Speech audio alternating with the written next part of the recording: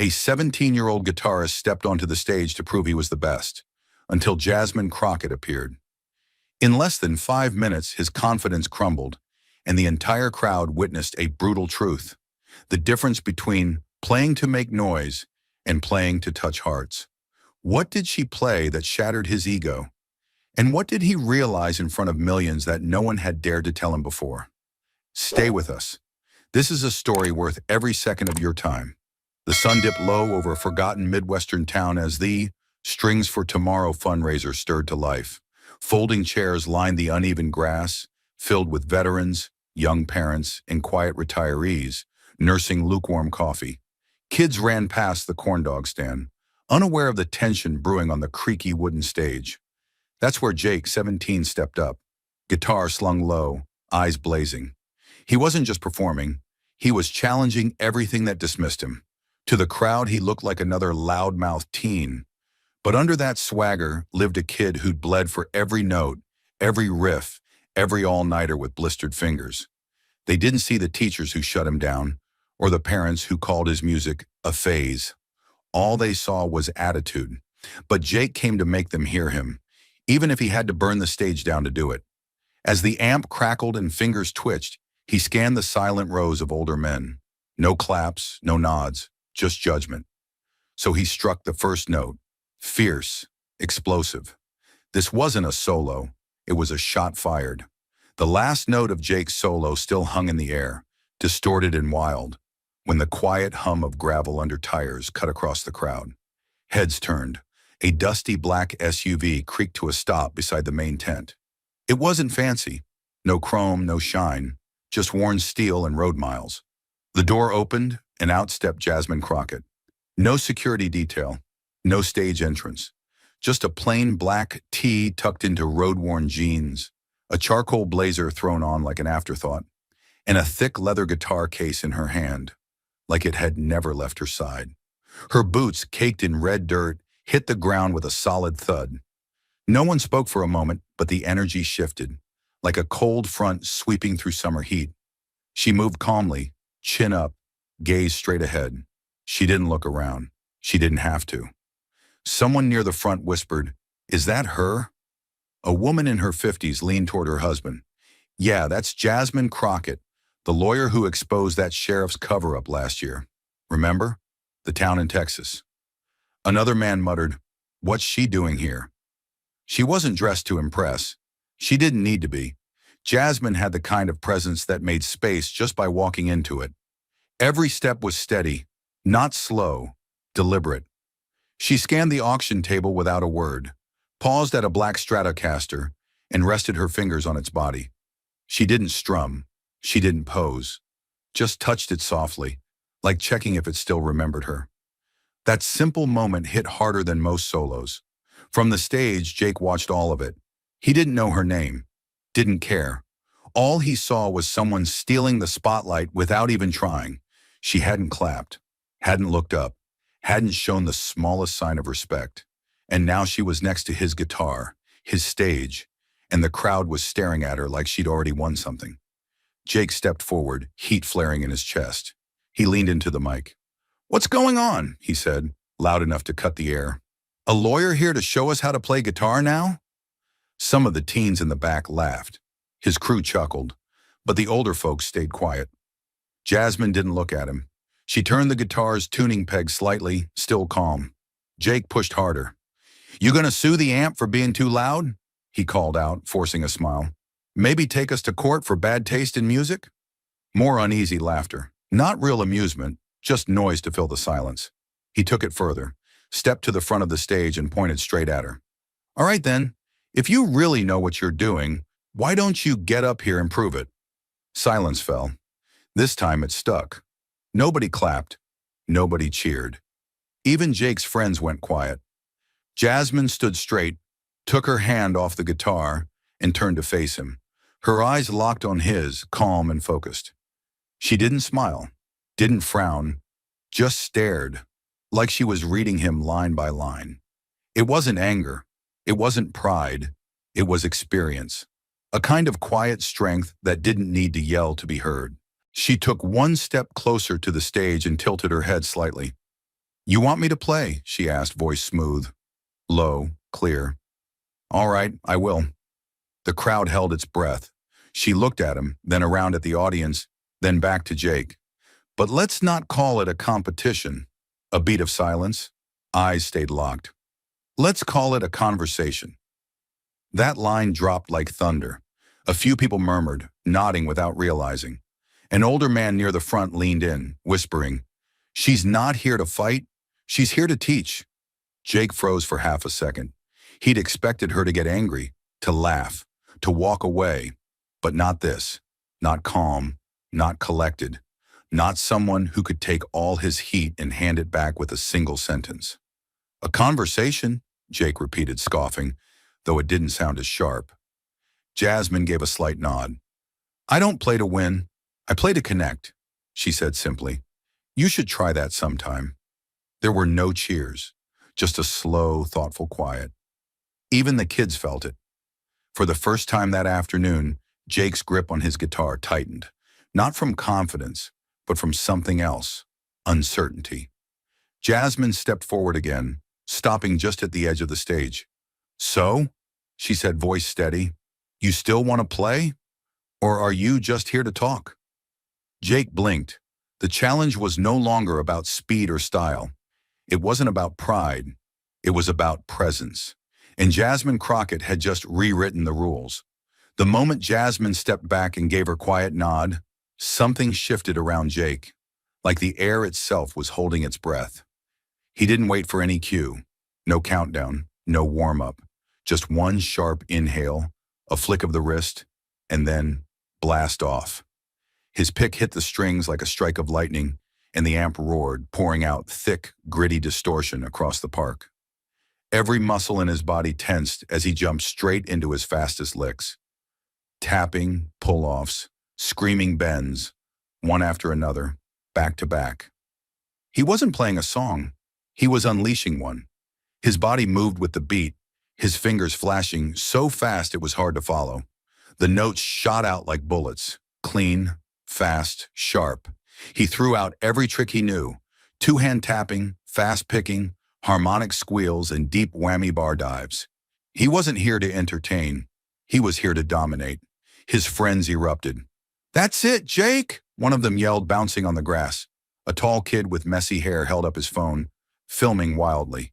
"Post that! He's killing it!" They all whooped like it was a rock festival. But farther back, where the older crowd sat quietly in their fold-out chairs, the reaction was different. There were no cheers, just crossed arms, quiet stares, and a few people shaking their heads. A woman in her 60s leaned to the person next to her and said softly, "Yeah, he's fast. But that's not music. That's just showing off." Jake didn't hear it. Or maybe he did and just ignored it. The adrenaline had taken over. He stomped his pedal, adding more distortion, more edge, more bite. The guitar now sounded like it was ripping through metal. He tore into a solo so fast his fingers looked like a blur, crawling up and down the fretboard like a spider on fire. He slid into a complicated arpeggio sweep, stretching across 5 strings, his hands moving like he was trying to erase the guitar itself. He hit the whammy bar again, making the strings howl. It was chaos. Loud, practiced chaos. The crowd near the front kept shouting and clapping, but everyone else around the park stayed quiet. Jake was loud. He was fast. But for some reason, it just wasn't connecting. The last trace of Jake's performance dissolved into static. No one clapped. The silence wasn't awkward. It was expectant. People weren't reacting anymore. They were waiting for something to feel real. That's when Jasmine stepped forward. Jake scoffed from behind his mic, loud enough for the crowd to hear. "Here we go. Let's see if the courtroom queen can actually play something."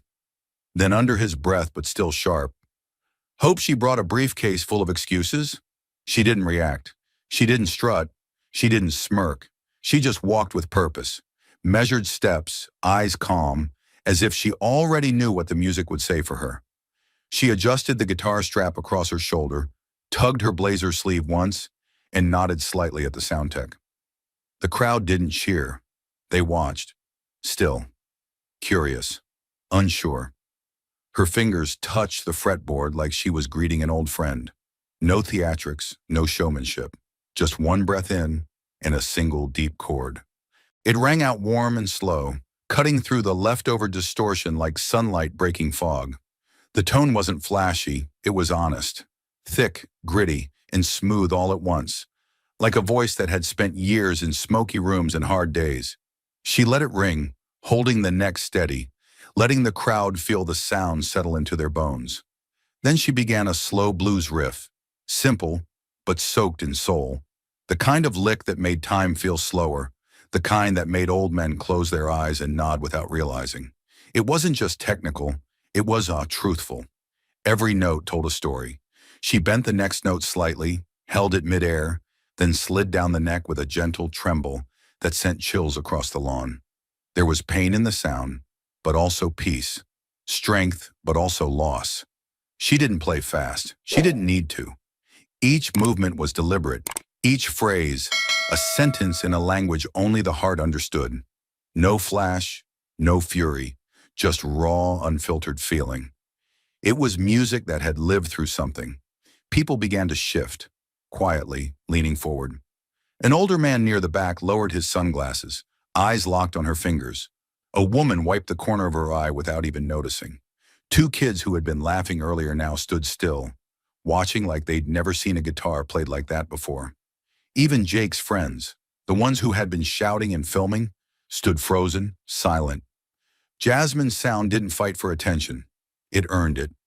She moved into a short solo, easing her way through a classic blues rock pattern, but every note carried weight, like she'd buried something inside it. Her hands weren't showing off. They were remembering. The slide into the next phrase wasn't just technique, it was a story.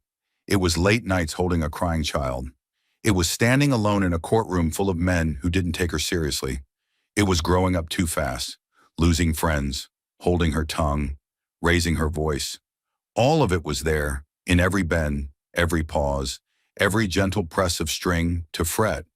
There was no background track, no flashing lights, just her, the guitar, and the truth between them. At one point, she stepped back slightly, leaned into a single long note, and let it hang in the air like a question only the soul could answer. That's when it happened. The crowd felt it. It wasn't loud, but it was powerful, quietly powerful. Like hearing someone say, "I understand you," without a single word. Jasmine let the note fade into the wind. She didn't chase it. She didn't fill the silence. She respected it. Then came the final phrase, a slow descending lick that settled into the bottom strings, rich and full. And when she stopped, her hand didn't fly off the neck. It rested there lightly, like she was still listening to what the guitar had just said. No one moved, not right away. Then a man near the front gave a single nod. A slow ripple of applause followed, not loud, but real. Hands clapped not out of habit, but out of respect. A woman near the food stand had tears in her eyes. Two high school boys looked at each other, speechless. Someone whispered, That was music." Jasmine opened her eyes and looked up, not seeking praise, just returning to the moment. She said nothing, didn't need to. She hadn't just played, she had spoken, and the whole park had heard her. The applause hadn't even died out when Jake took a step forward, his hands clenched tight around the guitar. His face was rigid, eyes locked on Jasmine like she had stolen something from him. She hadn't said a word, hadn't gloated, hadn't even looked his way. And somehow, that made it worse. The crowd was still recovering from the weight of her performance. But Jake didn't care. He wasn't ready to surrender. Not now, not like this. He yanked the strap over his shoulder again, more like throwing on armor than preparing to play. The amp buzzed as he flipped it back on, the low hum crackling through the speakers like it already sensed the tension rising inside him. His fingers hovered, twitching, and he muttered to himself, "No way." Not like that. Then louder, defensive, eyes sweeping the crowd. "You all think that was music? It was a bedtime story. Watch what real fire sounds like." Then he hit the strings. Hard. The sound exploded. Raw, distorted, angrier than before. He charged into a riff faster than his own heartbeat, not easing in, Not feeling it, just attacking. The notes poured out like shrapnel, a storm of tremolo picking, hammer-ons, pull-offs, and wild bends. This wasn't performance. This was retaliation. He was trying to take back the stage, to smother the silence Jasmine had left behind. He clenched his jaw, eyes wide, shoulders tight, playing like the guitar owed him something. Every movement was faster, heavier, tighter. The volume roared. But the soul, it was slipping. Another arpeggio, another sliding run, another hammer-on slammed down with more force than finesse. His friends still shouted, half-hearted now. "Go, Jake!" one yelled, but it sounded more like a plea than praise. Jake didn't hear, or maybe he just couldn't afford to listen. His fingers raced again, faster this time, too fast. A note slipped. He didn't stop. A bend fell flat. He masked it with a whammy dive, trying to bury it in noise. The sound kept pouring out, but something was off, and the crowd felt it. What used to be wild confidence was now frantic energy. He wasn't leading the performance anymore. He was chasing it. Another slide, missed. Another run, sloppy. He grimaced, biting the inside of his cheek. The rhythm wobbled. The melody, if it could still be called that, fell apart under the weight of speed and panic. The guitar squealed, screamed, cracked, but it no longer sang. The more he played, the less control he had. He was gripping the strings like they were slipping through his fingers. The front row leaned back. A man in the third row shook his head slowly. Someone whispered, "He's falling apart." Another voice added, "He's not even hearing himself anymore." Jake was sweating now, his shirt sticking to his back, his breathing ragged. His hands ached, but he didn't stop. He couldn't. He tried to speed up again. Faster, faster, faster than his own hands could cleanly follow. But the more he pushed, the messier it got. His picking hand started stuttering. His fretting hand dragged half a beat behind. The notes collided. Time fell apart. And still he played. Desperate now. One more burst of fury. He slammed into a two-hand tapping run, fingers hammering high up the neck like a final scream. But his left hand misfired. A note buzzed out. Then another. He covered it, barely. His face twisted. Frustration, fear, fury all tangled together. It wasn't working. It wasn't landing. The harder he tried to prove he was still in control, the more obvious it became. He wasn't. He strummed a final broken chord, too sharp, poorly timed, and dragged the whammy bar down hard, letting the guitar groan beneath his fingers. But even that sounded tired. He stood frozen for a second, chest heaving, eyes darting to the crowd. His friends clapped, but it was thin, unsure. Everyone else? Still, not angry, not mocking, just quiet. Jake lowered his guitar slightly. His arms felt heavy. His fingers twitched. Then he tried again, his voice cracking slightly as he spoke. "All right, fine. I messed up, but don't act like slow and sad is the only way to play. I've still got more." And without waiting, he struck another chord, wild and sharp, trying, one last time, to force meaning into the sound. But the sound was already slipping through his hands. Jake's final attempt faded into silence like smoke after a spark. The strings buzzed one last time under his trembling fingers. And then, nothing. No cheers, no redemption. Just the low hum of his amp and a wall of stillness from the crowd. His chest heaved as he looked around, searching for something. Approval, respect, anything, but found only quiet eyes and uncertain expressions. Jasmine stood off to the side, unmoved. Her hands were relaxed, her eyes calm, but there was something new in her stare now. Not challenge, not pity, understanding. And that made it even harder to take. She stepped forward again. No announcement, no pretense. Just a small breath, a nod to the sound tech, and then she lifted the guitar like she was picking up something sacred. She didn't rush. She didn't try to outdo what came before. She simply tuned one string, pressed her fingertips lightly to the frets, and began to play. The first note was so soft, it barely rose above the ambient wind, but it carried. It wasn't loud. It was intentional, smooth, deep, clear, like a voice that didn't need to yell to be heard. The crowd leaned in. Something about the stillness made the sound feel even bigger. Jasmine didn't play to reclaim the spotlight. She played to restore balance. She slid gently into a blues phrase. Slow, aching bends. Short phrases that breathed between each note. Every movement was controlled, but never stiff. It was like watching someone speak through silence. The sound wasn't flashy, it was real. It rolled out like smoke in a dark bar at midnight, like rain on an empty street. Every note felt lived in, worn but unbroken. Her face didn't twist in performance. Her eyes didn't scan for approval. She just played, letting the guitar become the voice for something she didn't need words to say. And the crowd listened, not just with their ears but their chest. Jake stood frozen at the edge of the stage. He still held his guitar, but it suddenly felt heavier, like dead weight instead of an extension of himself. He watched her fingers move, and for the first time, realized what was missing in his own. She wasn't trying to win. She was trying to feel, and she was letting everyone in. As the last phrase faded into the wind, Jasmine let her fingers rest on the neck, palm gently muting the strings.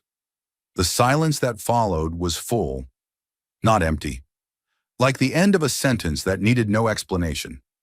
She turned toward Jake, her voice low, warm and clear enough to cut through every thought in his head. "You play well," she said, not with flattery, but honesty. "Really well." She stepped a little closer.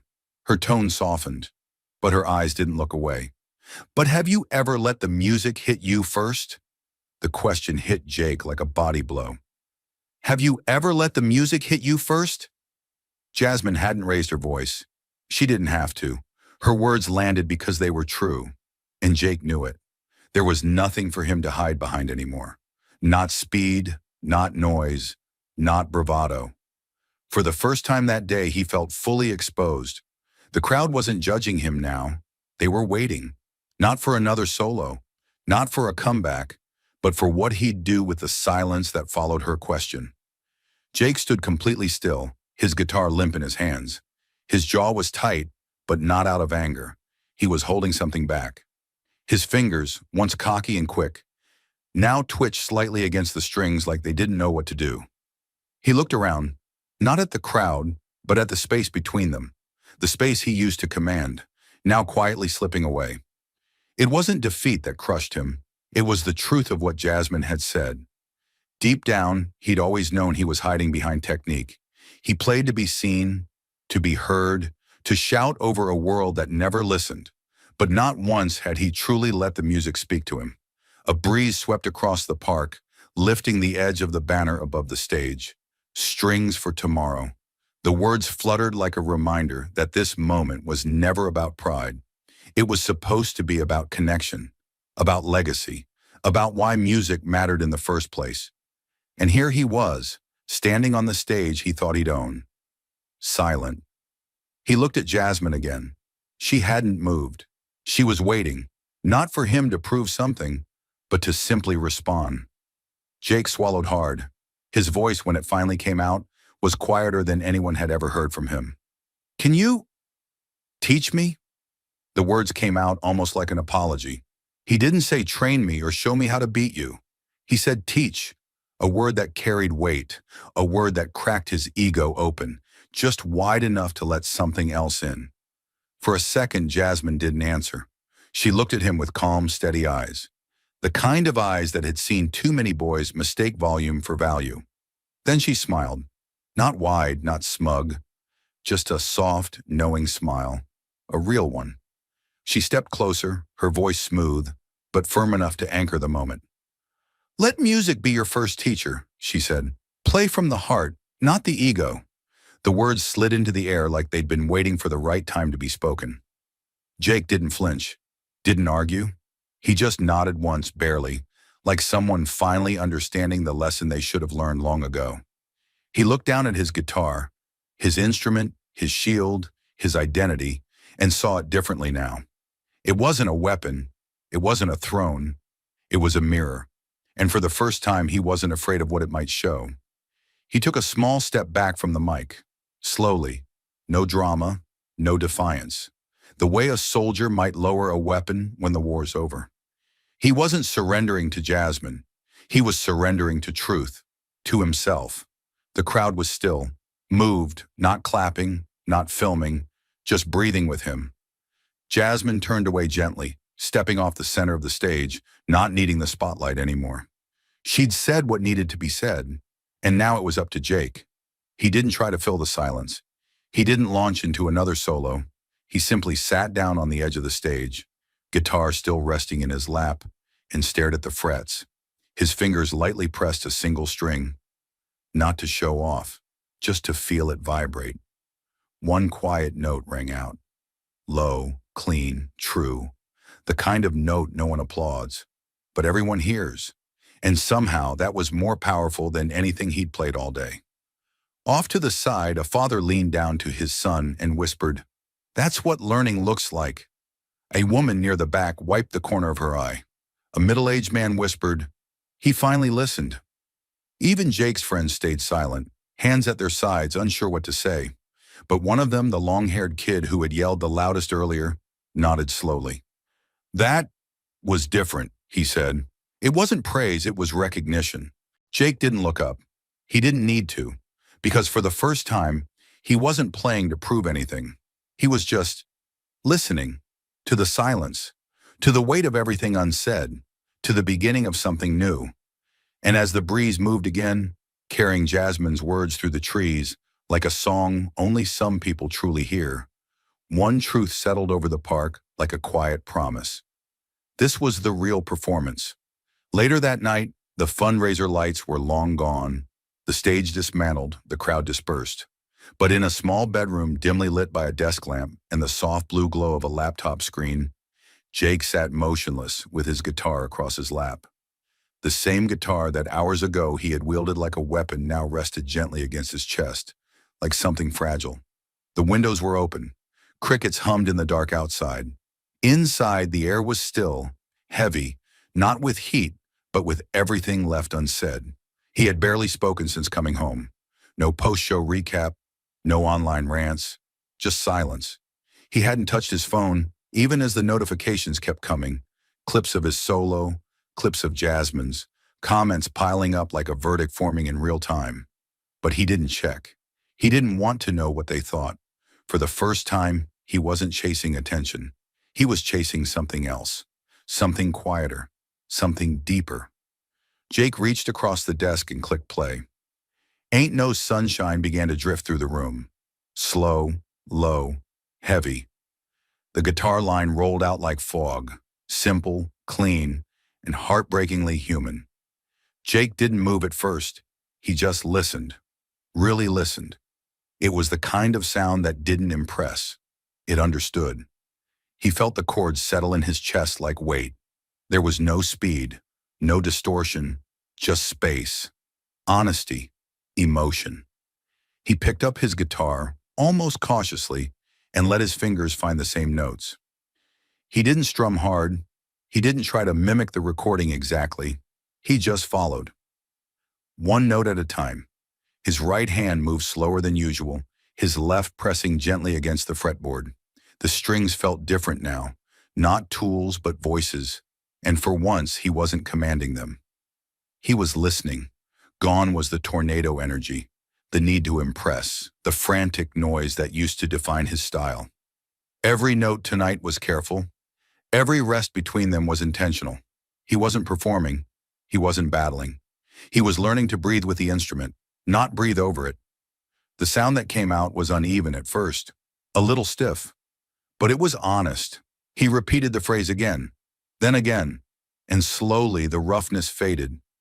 What replaced it wasn't mastery, it was sincerity. He stopped playing for a moment, set the guitar on his lap, reached for a crumpled piece of paper near the edge of the desk, next to some old set lists and forgotten riffs scribbled in marker. Then with a black pen, he wrote down the question, carefully, word by word, like it had been echoing in his chest since the moment she asked it. "Why do you play music?" He stared at it. 4 simple words, but they weighed more than any solo he'd ever played. Jake leaned back in the chair and exhaled, eyes drifting to the ceiling. He thought about everything, his first guitar, the basement jams, the videos he'd studied at 2 a.m., the hours spent trying to be faster, louder, sharper than everyone else, the feeling of being ignored, shut down, misunderstood. All of that had led to today, to that stage, to that silence after Jasmine's song, to the crowd that didn't need flash. They needed something real. He looked down at the paper again, read the words silently, then closed his eyes and remembered her voice. Let music be your first teacher. Play from the heart, not the ego. He hadn't understood what that meant before. Now, it was the only thing that made sense. He picked up the guitar again and played the same phrase from Ain't No Sunshine. This time even slower, letting each note ring fully before moving on. His fingers didn't shake now. They felt. His breath matched the rhythm. He wasn't chasing perfection. He was chasing meaning, chasing connection. The string buzzed a little on the third run-through. He didn't correct it. He let it live.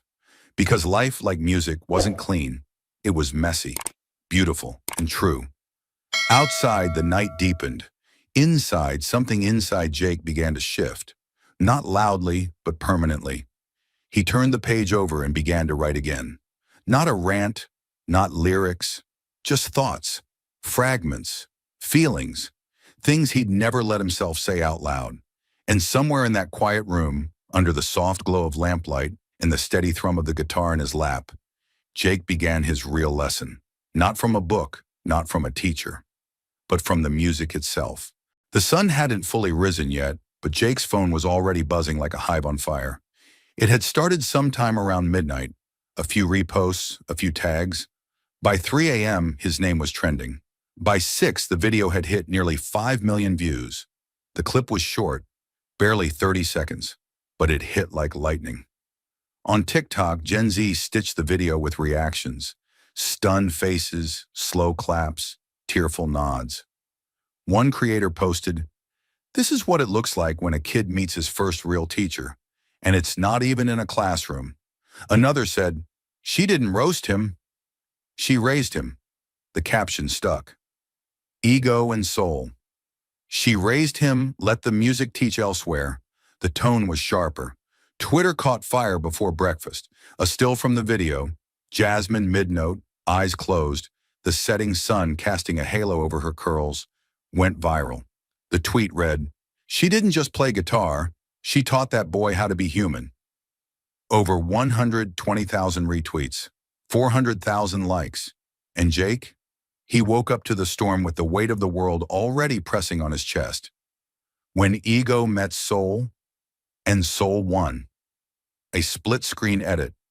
On the left, Jake mid-solo, shirt damp with sweat, fingers blurring across the fretboard, jaw clenched like he was in a fistfight.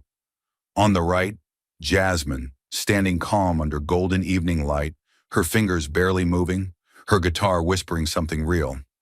And then near the end, her voice, clean, soft, devastating. "You play well, but have you ever let the music hit you first?" The clip ended on Jake's stunned silence. Black screen, no music. Just that one sentence echoing like a challenge and a truth all at once. By morning, the internet had already picked sides. His inbox was flooded. DMs from strangers, fellow guitarists, even a few reporters. His name was being mentioned on music blogs, reaction channels, and podcasts. Some were kind, some were cruel, most were loud. He scrolled through the comments in silence. "Bro got humbled in 4K. Speed ain't soul, man." She felt every note. He was trying to win. She was trying to heal. That's why she won. Jake set the phone down. Hard. The heat in his chest burned with something messy. Shame, frustration, but also something else. Something like clarity. No one out there knew how long he had worked, how many times he had been brushed aside, how much he had to fight just to be seen. But now all they saw was a kid who came in, loud and left quiet. And maybe that was the truth. Meanwhile, a deeper conversation began to bloom. Teachers across the country started sharing the clip with their own captions. Not mocking, reflecting. One music teacher in Chicago posted, "This is why I tell my students, speed is impressive, but sincerity is unforgettable." Another, a high school band director, shared, "This is the difference between playing notes and telling stories. She didn't play at the crowd, she played with them. Classrooms played the clip. Students watched silently. Some were moved, others stayed quiet, thinking hard about what it meant to perform and what it meant to connect." In the background, journalists scrambled to get the story. A segment was pitched on national morning shows. Two major outlets requested interviews. Everyone wanted to know about the guitar battle in New Hampshire that broke the internet. They reached out to Jasmine's office, reached out again, but her response was short and final. "This story isn't about me," she told them. "It's about a young man learning how to grow." She turned down every invitation. She didn't post a video, didn't clarify anything, didn't try to control the narrative. While the world called her a mentor, a musical hero, a philosopher with strings, she stayed completely offline. No victory lap, no trending hashtag acknowledgement. And that silence spoke louder than any interview ever could. Jake couldn't avoid the noise, even if he tried. At school, classmates glanced at him like he was famous and exposed at the same time. Some nodded in respect. Some said nothing at all. The teachers were gentler. One just patted his shoulder as he walked past. No words exchanged. But he knew what it meant. And still, the question Jasmine had asked rang in his head like a bell that wouldn't stop. "Have you ever let the music hit you first?" It echoed not as a scolding, but as an invitation. Late one night, a week after the battle, Jake sat down in front of his phone. Not to perform, not to defend himself, but to speak. Just speak. He looked into the camera, face bare of attitude or armor, and said, "A lot of people saw me lose. I get it. It hurt. But maybe what really happened is I started learning, and that's harder than playing fast." He paused, then added quieter, "Thank you, Jasmine. I get it now." He didn't tag her, didn't drop a link, just posted it and closed the app. Far away in a quiet office lined with music law books and framed photos of past cases, Jasmine watched the clip. She didn't react, just closed her laptop, smiled faintly, and turned toward the window, where a guitar leaned quietly against the wall. Some victories didn't need trophies. Some moments didn't belong to the internet. They belonged to the silence that followed, to the student finally ready to listen, and to the music waiting patiently to speak. The dust had long settled on that viral guitar duel, but its echoes never truly died. For a whole year, the town whispered about it like a local legend, the kind of story that took on new color each time it was retold. Jake felt the weight of it wherever he went, a mixture of shame and strange pride that people still remembered him at his worst moment. Across social media, the debate had flared, then cooled, then flared again, each spark fueled by a passing mention or a short clip rediscovered. Meanwhile, Jasmine kept her distance from the spotlight, deflecting interviews and redirecting praise. She had said her piece. The showdown wasn't about winning or losing, but about growth. And though Jake spent months wrestling with that truth, he emerged on the other side changed. Now, a year later, he found himself standing backstage at the very same community park, heart pounding, ready to face the crowd that once saw him fall apart. The banner above the stage read, "Strings for Tomorrow Again," its corners fluttering in the late summer breeze. He took a long breath, glanced at the spot where he had melted under the bright lights last year, and tried to steady the new beat inside him. He wasn't alone this time. A small group of middle schoolers, no older than 12 or 13, huddled around him with violins, cellos, and clarinets clutched tight in their nervous fingers. They were part of the school's fledgling music program, the very cause that these fundraisers aim to support. Jake had volunteered to help them prepare, giving tips on chord progressions, tempo, and stage presence. Every session reminded him of how he used to think speed and volume were everything, but now he saw something else in their anxious eyes. Heart. They played because it made them feel alive, not because they needed to prove anything. That humbling realization had led Jake to pick up his own guitar again, but this time with a different purpose. Instead of war, he was after connection. Instead of showing off, he was guiding a group of kids to stand under the lights and let music speak. And he felt a sense of responsibility swell inside him, a soft trembling in his chest that was equal parts excitement and fear. Beyond the curtain, the park buzzed with families, older couples, and local supporters who remembered last year's drama all too well. The stage lights glowed amber, just like before, but somehow the atmosphere felt less hostile. A sense of curiosity hung in the air. Would Jake come back swinging, or had he learned something deeper from the showdown that rocked him so publicly? Organizers bustled around, adjusting microphones and wiping sweat off their brows in the humid August evening. The faint aroma of popcorn and kettle corn wafted through, while squeaky fold-out chairs provided seating for the older crowd. This time, no one openly doubted Jake, but they also didn't expect miracles. They were here to see the local kids do their best, maybe tap their feet along, then head home with a story. Still, a certain tension lingered, a ripple of possibility that maybe, just maybe, something more important than music would happen tonight. Jake finished tuning his acoustic guitar, glancing over at the small ensemble lined up beside him. Their eyes sparkled with excitement and nerves. One girl clutched her clarinet so tight, her knuckles whitened. A young violinist shifted from foot to foot, chewing her lip. Jake smiled, remembering how it felt to stand on that stage for the first time. Only last year, his confidence had been a steel wall, built on ego rather than genuine love of the craft.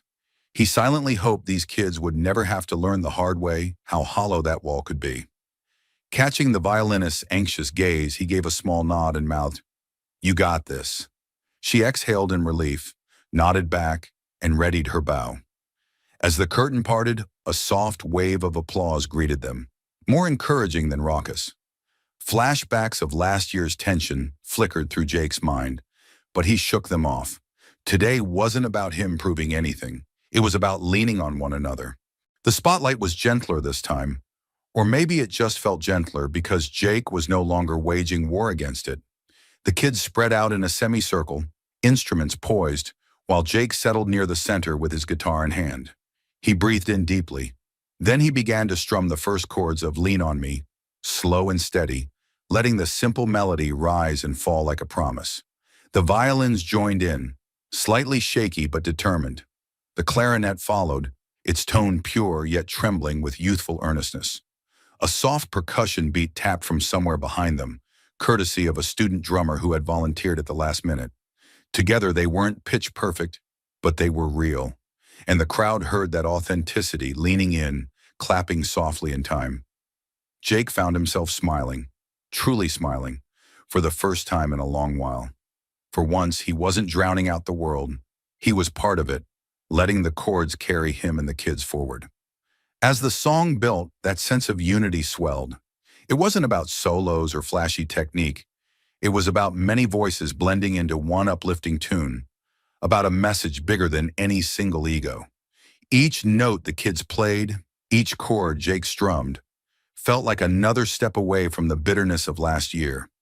He could almost see the ghost of his past self scowling at the corner of the stage, demanding applause, seeking validation. But that ghost had no power here. The crowd began to sing along in parts, older men tapping their canes against the grass, mothers swaying gently with toddlers in their arms, friends wrapping arms around each other and joining the chorus. The music wasn't perfect, but it felt good, pure. This was the future the fundraiser was trying to protect, one where young people learned not just how to play, but how to connect. And Jake, guiding them, felt a surge of pride that had nothing to do with being the best. Then he saw her. Off to the side, near the third row of fold-out chairs, stood Jasmine, unmistakable even with sunglasses perched on her nose. She wore a casual jacket over simple jeans and a calm expression that suggested she was here simply to observe, not command the spotlight. A year ago, she had walked into Jake's life like a thunderbolt, a quiet force that exposed all his insecurities in front of everyone. He had hated her for it at first, resentful that she'd humiliated him in the one arena he thought he owned. But time and honesty had softened that anger, revealing that she hadn't humiliated him at all. She had revealed him, forcing him to face the emptiness behind his virtuosity. Now she simply stood there, arms crossed lightly, chin lowered, offering a small nod that said, "I see you."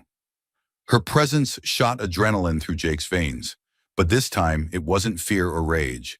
It was gratitude. He kept strumming, locking eyes with her for just a moment, before focusing again on the kids around him. The final chorus of Lean on Me rose higher, small voices finding courage as the crowd joined in. Jake added a gentle backing vocal, guiding them through each line. The percussion student tapped out a humble flourish on a snare. The violinist grew bolder on her riffs, and the clarinetist finally found her sweet spot in the harmonies. The entire park seemed to sway in unison, driven not by flashy solos, but by a shared heartbeat. Jake felt a lump rise in his throat. It wasn't sadness. It was something like relief. Or maybe the quiet joy of discovering that music could be so much more than a battlefield. It could be a home, a place where people lean on each other's notes and lift each other up. And when the last chord finally faded into the summer air, the applause that followed felt different. Not a roar of impressed excitement, but a warm, enveloping wave of acceptance. Jake bowed alongside the middle school orchestra, every kid beaming at the crowd, some giggling with excitement, others looking like they might burst with pride. As the applause died down, an organizer came on stage to thank everyone, talking about how important the music program was and how the funds raised would give more kids access to instruments. Jake took a step back, letting the kids have the spotlight they deserved, but his gaze flicked toward the third row again. Jasmine was gone, or at least he couldn't see her anymore. Part of him felt a pang of disappointment. He wanted to thank her, properly, without the bitterness, without the barrier of last year's tension. He took a deep breath, eased his guitar strap off, and passed it to one of the volunteers. He made his way off the stage with the kids, guiding them down the steps carefully as the event organizers prepared for the next act.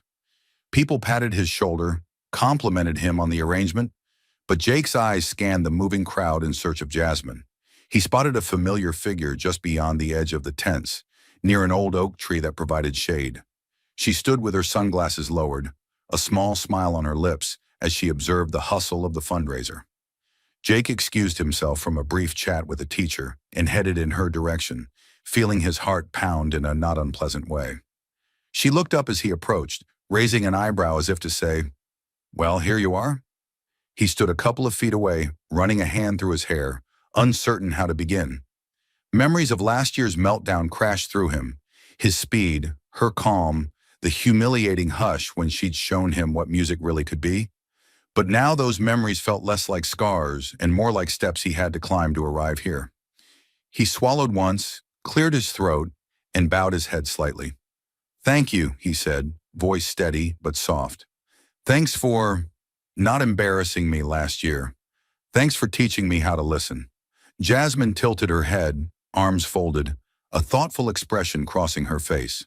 A slight breeze rustled the leaves above, sending a pattern of light and shadow across her sunglasses. She didn't immediately answer, letting Jake's words settle between them like the final chord of a song. Then she exhaled a gentle laugh, not mocking, just acknowledging the weight of his confession.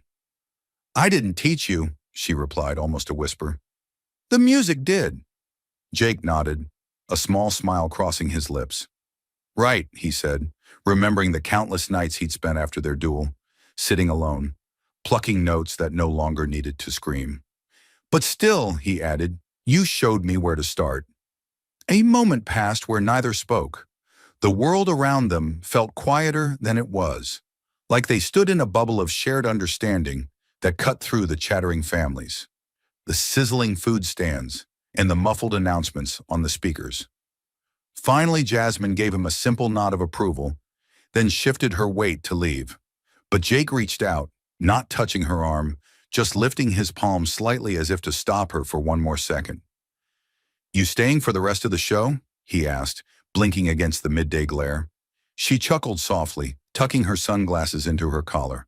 I might head out soon, but that's not important," she said, lifting her chin toward the stage. "The kids did great. That's what matters." Jake followed her gaze, noticing the middle schoolers collecting their instrument cases and beaming at each other with the unfiltered pride only kids can have. He felt a warmth spread through his chest, an echo of that sense of purpose he'd discovered. Seeing them so joyful reminded him that maybe, just maybe, the best thing he could do was help them keep that spark alive, the spark he nearly lost to his own ego. Jasmine turned back to him. "Keep listening, Jake," she said, more a gentle directive than an order. "Sometimes the notes you don't play are the ones that matter most." He swallowed, determined to hold on to that lesson this time. She started to walk away, steps confident yet unhurried, and he watched her go, feeling no sting of defeat. Instead, he felt a calm resolve. The tension in his shoulders melted, replaced by a sense of clarity and gratitude.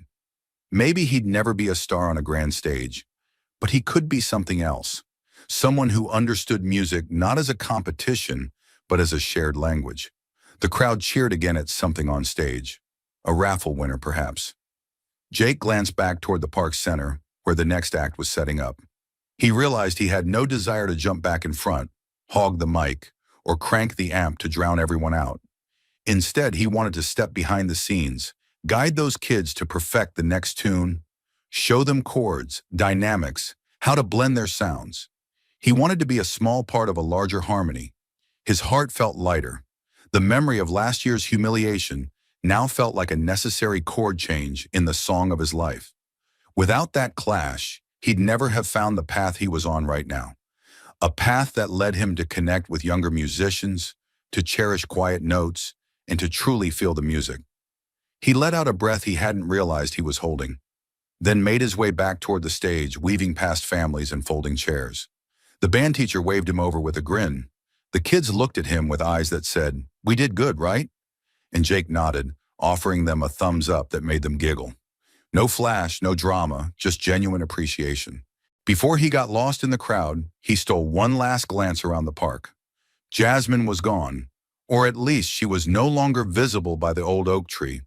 But her presence lingered, woven into the whisper of the summer wind, etched into the memories of a battle that was never really a fight. Jake turned, shoulders back, and let the echo of her words guide him forward. Play from the heart, not the ego. And as the next act took the stage, the notes that filled the park felt like they carried the promise of a new beginning. One where a boy once obsessed with speed and flash now found peace in the quieter spaces, the places where music had room to breathe and hearts had room to grow. As the music faded and the crowd returned to their summer conversations, Jake walked away from the stage not as a performer, but as a listener. A year ago, he had stood in that same place trying to win, trying to dominate, trying to make the world hear him by force. But now he understood that the loudest sound in the world couldn't replace one quiet note played with honesty. His journey hadn't been about music, not really. It had been about learning to sit with discomfort, to swallow pride, and to admit that being right wasn't the same as being real. He had been laughed at, judged, and torn apart on screens across the internet. They called him arrogant, called him hollow. Some of it was fair, some of it wasn't. But the truth buried in the humiliation wasn't that he lost a battle, it was that he never knew what he was fighting for in the first place. And yet, here's what the crowd never saw. The nights Jake stayed up playing slow blues until his hands ached, trying to find one note that felt like truth. They never saw the guilt eating him alive when he watched that viral video for the 100th time. Not out of vanity, but out of a desperate hunger to understand what went wrong. They never saw the teacher in him quietly bloom, the one who now sat cross-legged in classrooms, teaching middle schoolers how to listen to their own heartbeat in a chord. He didn't get a redemption arc handed to him. He earned it the hard way. Through silence, through surrender, through learning how to feel instead of perform. And that's what made the lesson unforgettable. This story, in the end, wasn't about a prodigy being humiliated. It wasn't even about a woman outplaying a teenage boy. It was about what happens when someone finally stops shouting long enough to hear their own soul speak back. Jasmine didn't crush Jake with a solo. She cracked him open with kindness. She saw through the armor, past the riffs, beneath the speed, and instead of swinging harder, she played softer. And that contrast, that quiet defiance, it changed everything. It taught Jake, and everyone watching, that skill without soul is just noise, and that sometimes the greatest act of strength is to lower your volume and let someone else be heard. The real injustice wasn't that Jake was shown up. It was that no one had ever taught him to be still, to trust silence, to believe that music didn't have to be a weapon. And in a world obsessed with winning, where every stage feels like a war zone. That kind of lesson almost never gets through. But it did. One quiet woman, one simple riff, and one question spoken without ego. Have you ever let the music hit you first? It was more than a question. It was a mirror. And Jake, for all his flaws, had the courage to look into it. So when the final scene closes, not with a battle, but with a boy and a guitar surrounded by kids, playing Lean on Me under a soft August sky, we're left with something rare. A story where the hero isn't the fastest, the flashiest, or even the winner. He's the one who learned to listen. And in doing so, he became more than a guitarist. He became human. And as the last note faded beneath the twilight sky, Jake didn't say a word. He didn't need to. The music had said everything for him. Where once there had been fire, now there was clarity. Where there had been noise, now there was space. He had walked through the fire of humiliation, of millions watching him fall apart, and emerged not unscathed, but reborn. And Jasmine, she didn't stick around for applause. She simply faded into the crowd like she'd never been there, leaving behind nothing but a question that echoed louder than any solo. Why do you play? That was the story, yes, but it's more than just a story, it's a mirror. One that every one of us has to face, whether we hold a guitar, a mic, or just our own fear of being unheard. Because this isn't just about a teenage boy and a six-string reckoning. It's about every person who's ever mistaken volume for value. It's about every time you were told to shout louder, push harder, move faster, when maybe what you really needed was to listen. Jake faced that injustice, live under bright lights with the internet watching. His fall was public, merciless, and brutally viral. But that's what makes his rise even more important.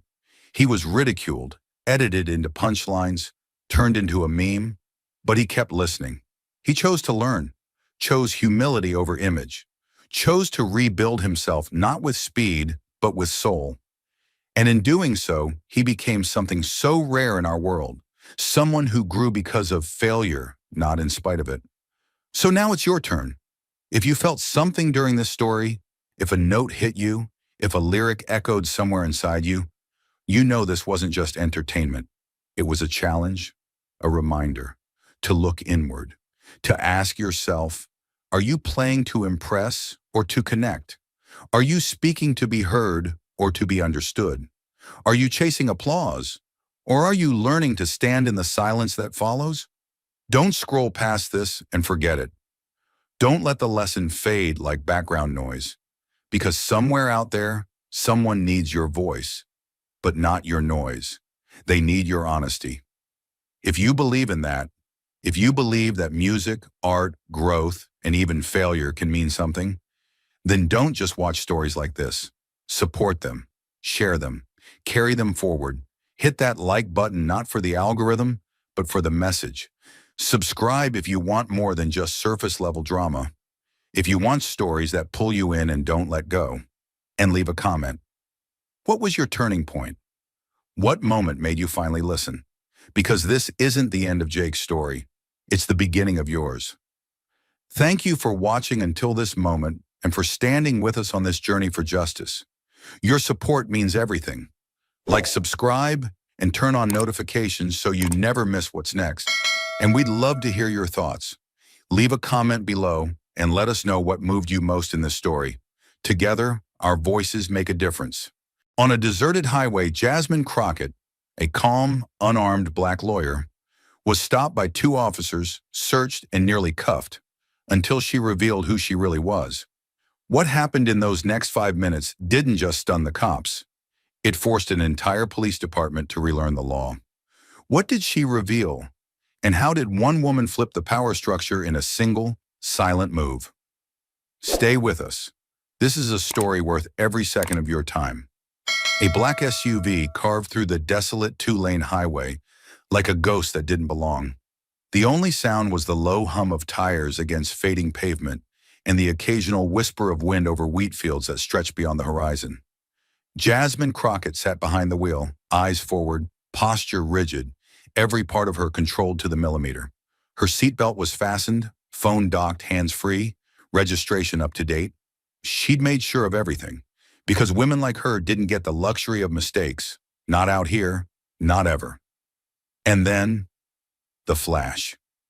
Red and blue lights burst alive behind her, silent at first, then a single siren chirp. Just one. That was all it took. Jasmine didn't jump. She didn't curse. She didn't ask why, because she already knew. You don't ask why when the answer is built into your skin. You prepare. She eased the car to the shoulder, tires cracking the gravel, heart not racing, but locked in. This wasn't her first time being randomly pulled over, but every time still left a taste of metal at the back of her throat. Not fear, something older, something heavier. Anger she had to bury to survive.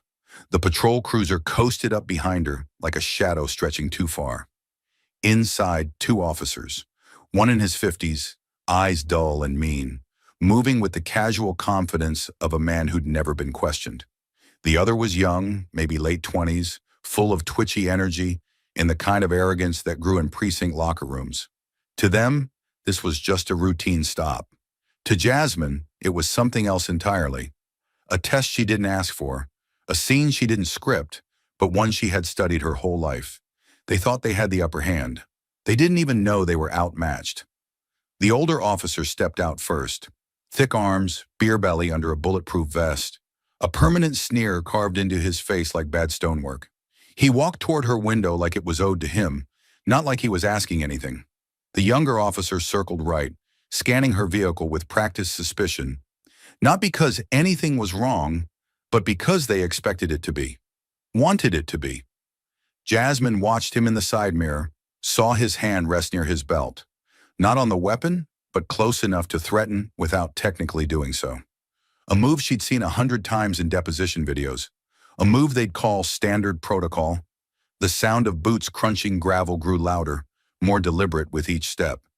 Jasmine didn't need to look. She already knew. Two shadows approached, wide stances, slow pace, not rushing to check if she was okay, not interested in why she was here. They weren't moving with urgency. They were moving with ownership. The cruiser behind her still had its lights flashing, painting red and blue across the fields, across her windshield, across her face like war paint. No one said a word. No one asked if she understood why she was being stopped.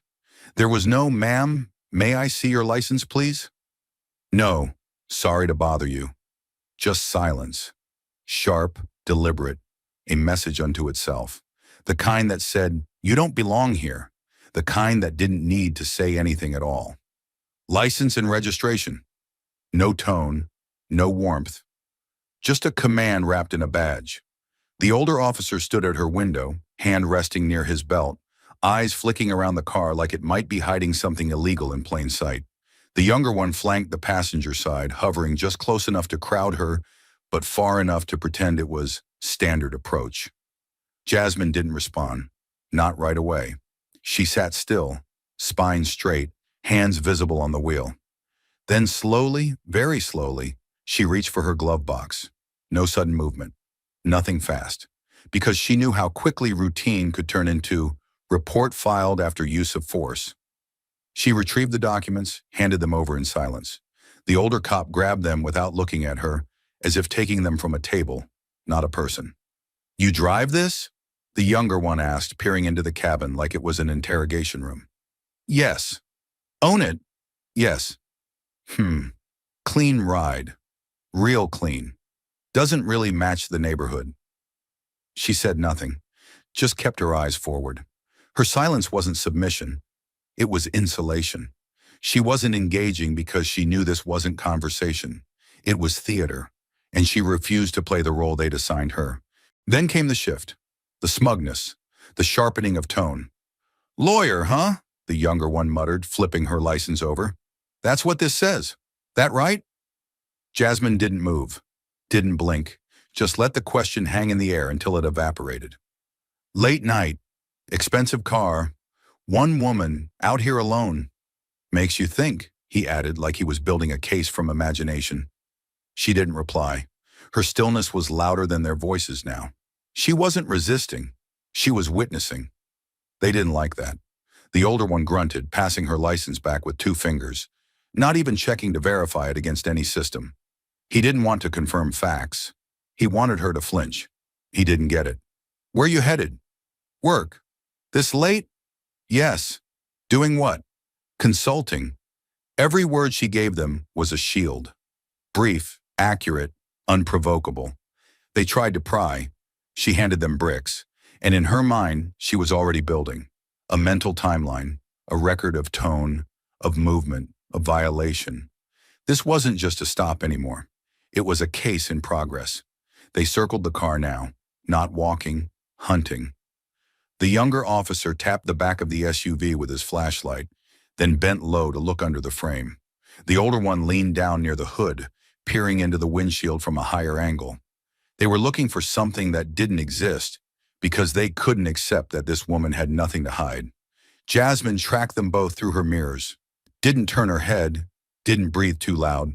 Her right hand slid slightly from the wheel, just enough to tap her dashboard. A silent app activated. The red circle blinked faintly, recording. Stillness returned, but it was no longer quiet. Now it vibrated with tension. "You always this calm?" the younger one asked from behind her shoulder. "Yes. Most people would be nervous." "I'm not most people." "You say you're a lawyer. Prove it." She turned her eyes toward the mirror, locking eyes without moving her head. "I don't have to prove anything to you."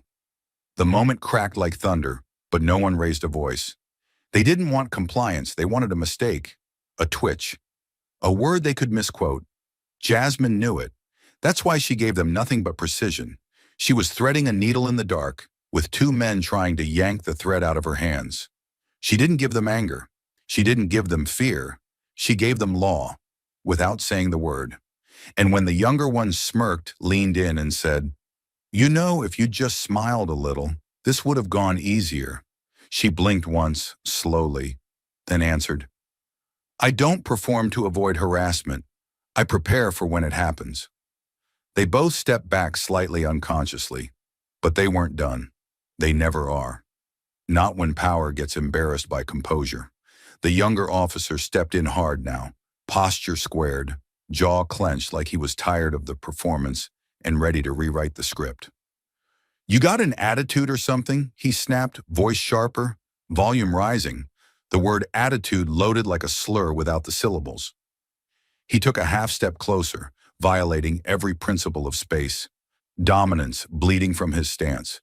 "You think this is a game?" he barked. "You think you're going to sit here and play smart while we're out here doing our job?" His partner didn't stop him, didn't flinch, just stood back, arms crossed, letting the rookie heat things up. Jasmine's eyes didn't move. Her hands were still. Her breath didn't change. She turned her head slightly, calm and precise. "Am I being detained?" she asked. "Because if not, I'd like to know what grounds you're using to continue questioning me."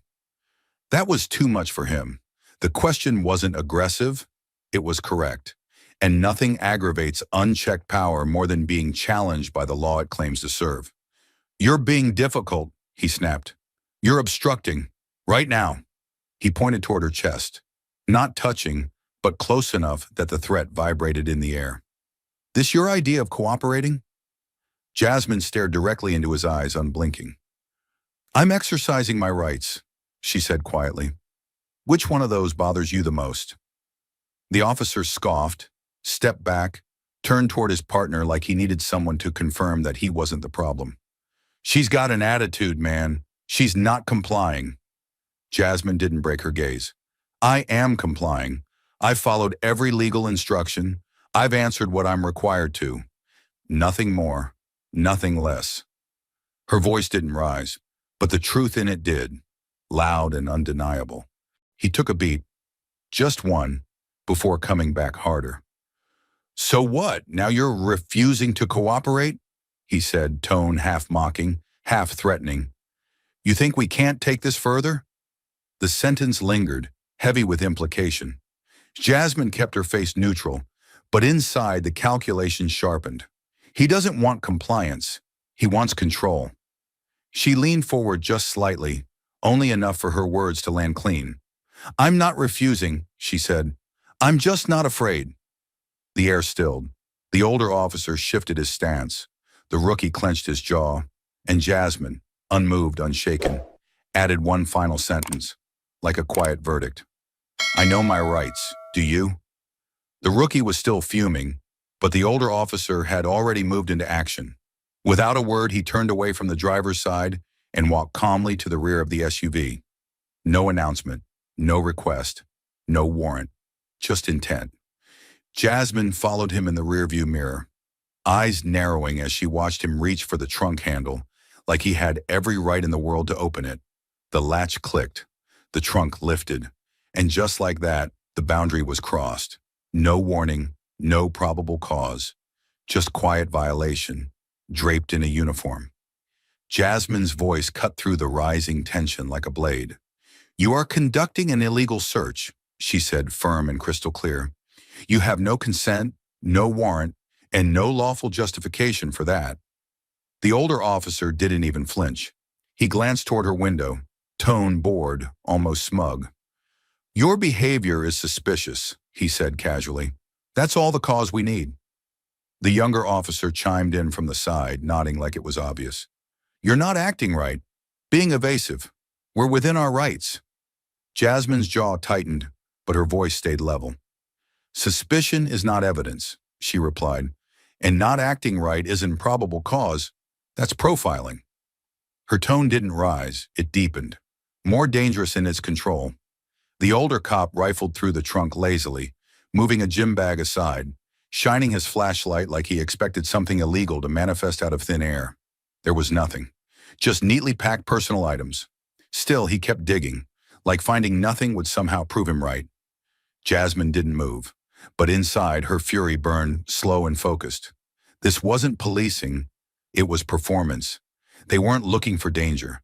They were looking for justification after the fact. The trunk search wasn't about safety, it was about punishment. For her posture, for her silence, for the fact that she hadn't let them win. You need to close that trunk, she said again, louder now, making sure it was recorded. You are violating my Fourth Amendment rights. The older officer didn't respond, but his hand slowed. Not because he agreed, but because something in her voice reminded him that she knew, not guessed, not hoped, knew. And that scared them more than anything she could have yelled. The trunk slammed shut with a heavy finality, but the air didn't relax. If anything, the silence that followed grew heavier, more dangerous. The officers had come looking for a problem and found none.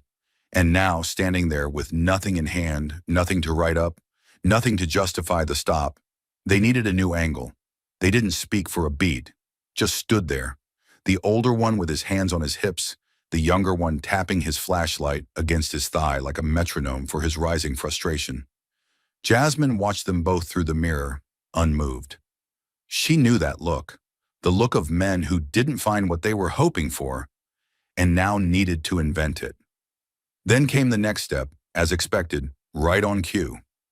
Step out of the vehicle, the older officer ordered, voice clipped, impatient, like he'd been repeating himself when he hadn't. Jasmine didn't move. She turned her head slightly, her voice calm but sharpened by precision. On what legal basis? She asked. There was a pause, just a flicker, where even they weren't sure what to say. The younger one spoke next, tone shifting from performative politeness to something colder. We're conducting an investigation. We need your cooperation. Jasmine blinked once, slow. Investigation into what? She asked. What crime am I suspected of? Her words weren't sarcastic. They were surgical. That's when the threat came. If you don't cooperate, the younger officer said, stepping closer to the doorframe, we'll consider it obstruction of justice. His partner nodded like that sealed it. Jasmine kept her hands on the wheel, her posture steady. Obstruction of what exactly? She asked. You've completed a search without probable cause, found nothing, and now you're ordering me out of the car with no stated reason. Her tone wasn't defiant, it was disciplined. She wasn't debating, she was documenting. The younger officer's mouth curled slightly, like he'd finally found the angle he wanted. This isn't a debate, he said. You either comply or we escalate. I'll say this one last time, he snapped, his voice clipped and sharp. Step out of the vehicle, now. Jasmine unbuckled her seatbelt with the same calm precision she'd held from the start. No rush, no flinch. Her hand reached for the door handle like a judge reaching for the gavel, with full authority, not permission. The door creaked open, and the night air rushed in, carrying the weight of everything that hadn't been said. She stepped out slowly, each motion deliberate, not hesitant, measured. Her spine was straight, her shoulders squared, her chin high. She didn't cower, didn't look away. Her eyes met theirs unblinking, cold, clear, composed. This wasn't surrender. This was strategy. She wasn't trying to avoid conflict. She was giving them the space to walk straight into it. The younger officer shifted his stance, hand still close to his belt, as if her composure somehow made her dangerous. The older one squared up, like he was preparing for resistance. But Jasmine didn't resist. She didn't move aggressively, didn't speak loudly. She just stood there, still as stone, letting their discomfort wrap around them like smoke. Then she spoke, not to provoke, but to pronounce. "You're abusing your authority," she said, her voice low, steady, every syllable clean. "And the most dangerous part is, you don't even realize it." The words landed like a slap to the face, not shouted, just spoken with a certainty that couldn't be undone. They froze, not because they were afraid, but because she wasn't. That was the shift. That was the fracture. Jasmine took one small step closer, her eyes never leaving theirs. "You've made assumptions," she continued. "You've violated protocol. You've crossed every legal line you were trained to respect. And you did it because you thought I wouldn't fight back."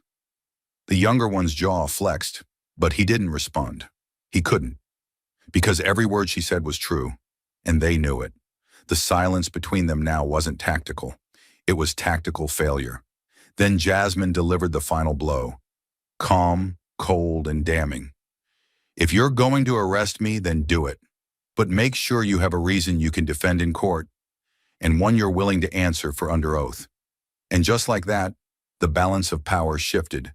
Not with force, not with fear, but with truth.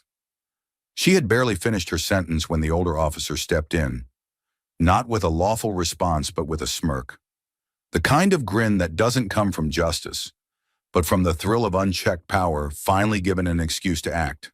He moved fast, too fast. His hand slammed against her shoulder, spinning her toward the hood of the car. "See?" he said, pressing her chest down roughly against the cold metal. "Isn't this easier when you just cooperate?" His voice was casual, smug, like he was teaching a lesson she was too slow to learn. Jasmine didn't resist, not because she agreed, but because she knew resistance would only give them what they wanted. Still, her body tensed as she felt him reach for his belt. The metallic snap of the handcuffs being pulled free rang louder than the sirens that had brought them there. He grabbed her wrist, yanked it behind her back with practiced force, and leaned close to her ear. "Be good now," he muttered, tightening the steel around her wrist. "And maybe I'll recommend they go easy on you." There was no arrest report, no Miranda rights, no crime, just a man playing God with cold steel and a badge, trying to humiliate someone who had dared to know too much, speak too calmly, and stand too tall. Jasmine bit down on the inside of her cheek, swallowing every instinct to cry out, to fight back, to make it stop, because she knew better. This wasn't just about her anymore. This was about every woman like her who'd ever been told to be quiet, to be small, to be grateful they weren't treated worse.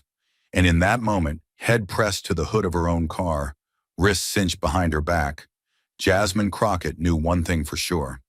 They might have taken her freedom, for now, but she was already building the case that would take their power, permanently. But just as the steel edge of the cuff grazed the bone of her wrist, Jasmine moved. Not with panic, not with defiance, but with a calmness that rewrote the moment entirely. Her left hand, still free, slipped toward the inside of her blazer. No sudden movement, no jerking, just one slow, deliberate action, smooth enough to be legal, confident enough to make both men hesitate. The older officer barked instinctively, "Keep your hands where I can see them." But his voice cracked mid-command. confused by what she was pulling out. It wasn't a phone. It wasn't resistance. It was a worn black leather card wallet, simple and professional. She unfolded it in one fluid motion, and the contents hit harder than any weapon ever could. First, a crisp federal bar ID with her name engraved in raised lettering, Jasmine Crockett, Esquern. Second, a formal appointment letter printed on thick paper, state seal embossed at the top, Special Legal Counsel, Office of the Governor, Division for Police Oversight and Reform. Third, a one-page letter, brief but thunderous, full authorization to observe, audit, and directly intervene in law enforcement activities within the state, signed by the governor himself. 3 items, no shouting, no threats, just paper and power. The older officer froze, halfway through twisting her arm, eyes darting from the letterhead to the signature, mouth hanging open but speechless. The younger one stumbled a step backward, the color draining from his cheeks like someone had opened a trapdoor beneath him. Jasmine didn't flinch. She didn't even lift her head. She held the documents calmly in front of her, like evidence submitted mid-trial. The breeze rustled slightly through the trees. The only sound was their silence, thick, choking, and irreversibly shifted. She waited just long enough for the weight of it to settle into their bones before she spoke, her voice smooth, razor-edged, and colder than the steel cuff still dangling from her wrist. "If I let you finish what you just started," she said, not raising her tone 1 decibel, "you wouldn't just lose your job." A pause. "You'd lose your pension, your reputation, and your future, all in one sworn deposition." The older officer's hand dropped. The cuffs clinked softly. Jasmine turned to face them fully now, her voice calm, steady, undeniable. "My name is Jasmine Crockett. I'm a federally licensed attorney, and I was appointed by the governor as special counsel for statewide police reform. I don't answer to you, but starting now, you'll be answering to me." It hit them like a verdict.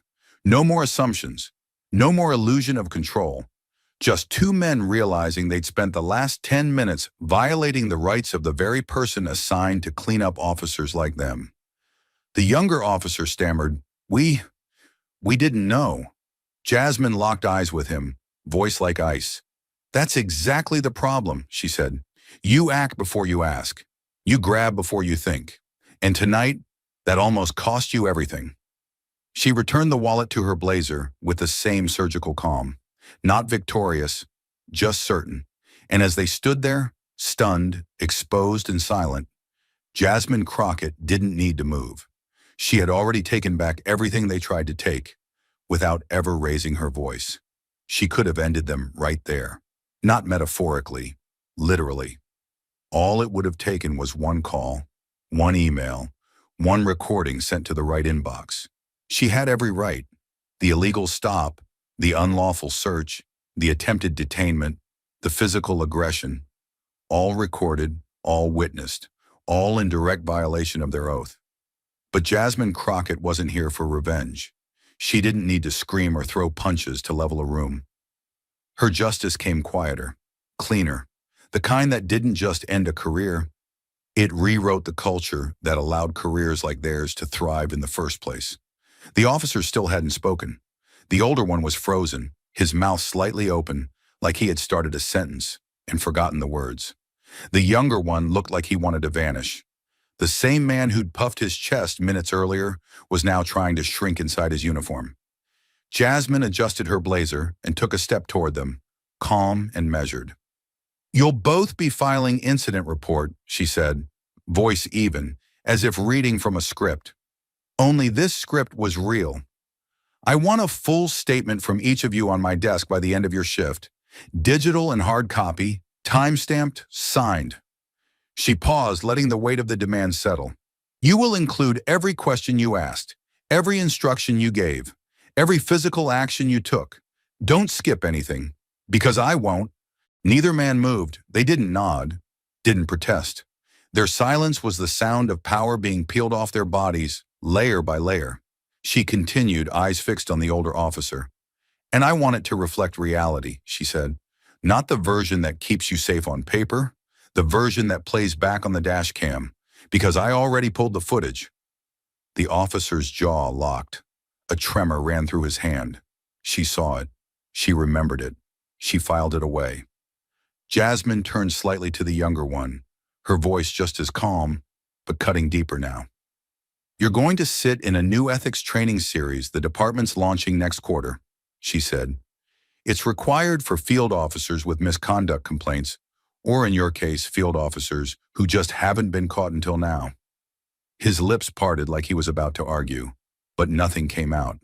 "You'll be in the first class," she added, with the faintest trace of irony. "Front row." Then the blade dropped. "I'm the instructor." It hit them harder than if she'd screamed. She didn't need volume. She had facts, authority, power they couldn't manipulate. Her presence now wasn't that of a suspect or a civilian or a warning. She was the system they'd spent their entire careers trying to outmaneuver. And now it was looking them in the eye and smiling politely. Jasmine turned, heels clicking softly against gravel as she moved toward her vehicle. She didn't rush. She didn't gloat. She just walked like someone who had seen the whole chessboard and was ready to make the final move. She opened the door, paused, and looked back over her shoulder, just enough to meet the eyes of the man who tried to put her in cuffs not 5 minutes earlier. "You don't understand how close you came," she said, quiet, almost reflective. "If I hadn't spoken, if I'd let fear drive me instead of facts, I'd be in the back of your cruiser right now." She looked at him, held his gaze. "And you would have gone home thinking you did your job."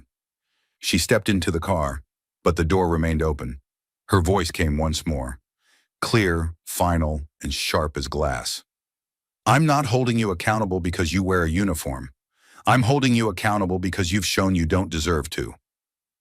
There was no response, no apology, just two men standing in the wreckage of their own assumptions.